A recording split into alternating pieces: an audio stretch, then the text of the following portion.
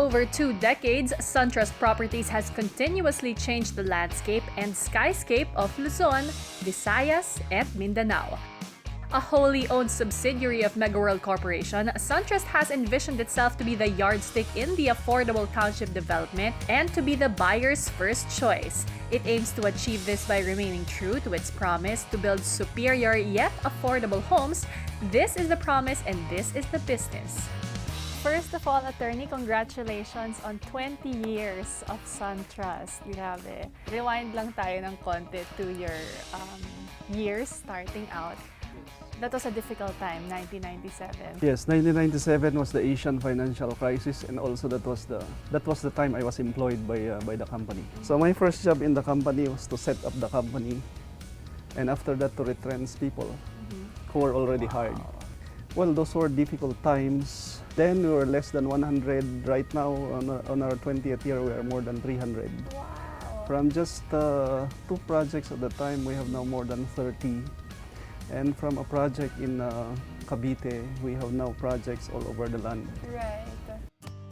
Suntrust Properties was able to rise and thrive and has now propelled itself to have multiple projects at the same time while spreading its reach nationwide. How do you think Suntrust has transformed the development scene and industry in the country? In the hierarchy of the Megaworld organization, we are supposed to be the ones serving the affordable sector.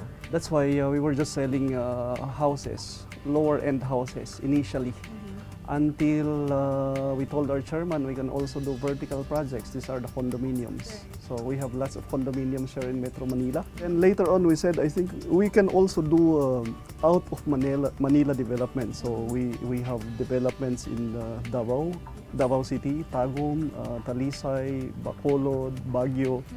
And now we are doing we are starting to do developments also in Bicol region, in Naga.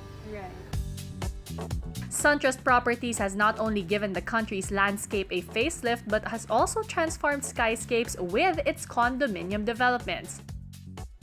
Of course, nandun din yung demand, no? Yes, the demand housing. in the vertical. And by the way, we also ventured into industrial park development. Okay. So we have Suntrust Ecotown in Tansa. Yes, we featured this also. Yes, on which is Modern centered on an industrial park. Locators from foreign lands coming here to provide jobs for the people.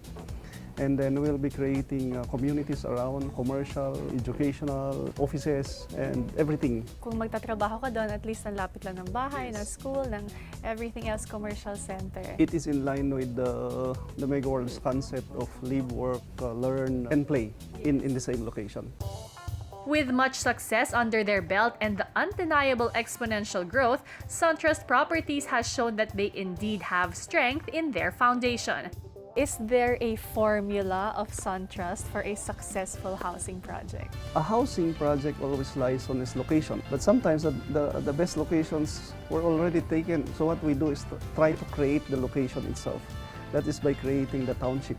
Silang, for example, it used to be an idle land. So we went there and started developing it. So, we put the industrial park where you will have your work, then we'll do your community where you will be living.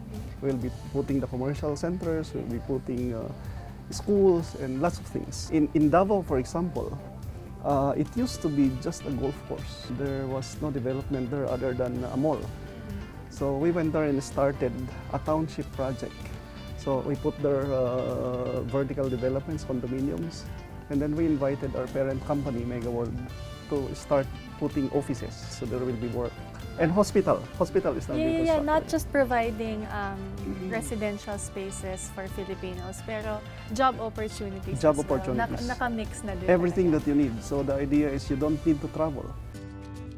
In their 2 decades of operation, they have received multiple awards, proof that they are steadfast in their goal of being a home buying intender's first choice.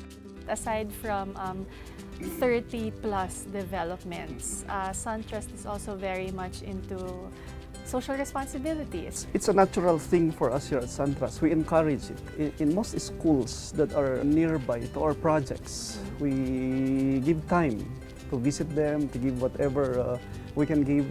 And I am proud to say that these are not coming from the company. These are contributions of people. salespeople, employees. It's not really so much, but the fact that we do it, and it's a natural thing that you don't even force on people, employees, is something that makes us maybe different. Oh, it's nice. Ano talaga, it's in the heart of your employees Yes, to be yes, able yes. to share. You see, we are having our 20th anniversary, which is centered on our workers, site workers. There is a portion there that we are doing, it's called Benteng Hiling, because we're on 20th anniversary. Benteng Hiling, 20 wishes. These wishes, you know, they are just asking for eyeglasses for them to see the ruler. They're asking for bikes so that they don't need to ride, but just, you know, do the bike and go to their work. And then people here, employees and salespeople, volunteer to just give these things. The future is indeed bright for Suntrust Properties. From 2 projects to now 30 in their portfolio, they have conquered hurdles and raised the bar in property development. So, 20 years moving forward, what are the plans? We have, for housing alone, we have about 5 million housing needs in the country, all over the provinces and cities.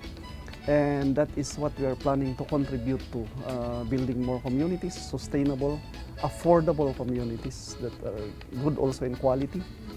At the same time, we want to expand our concept on developing industrial parks. Our market is not the high end, but it's maybe middle and low. So we want to create the jobs for them. These are the factories. I mean, one industrial park alone in Cavite is employing at least 80,000 people. Wow. So if you can create that kind of thing in an area and then create the community, and that would be sustainable township development. Thank you very much. Good job.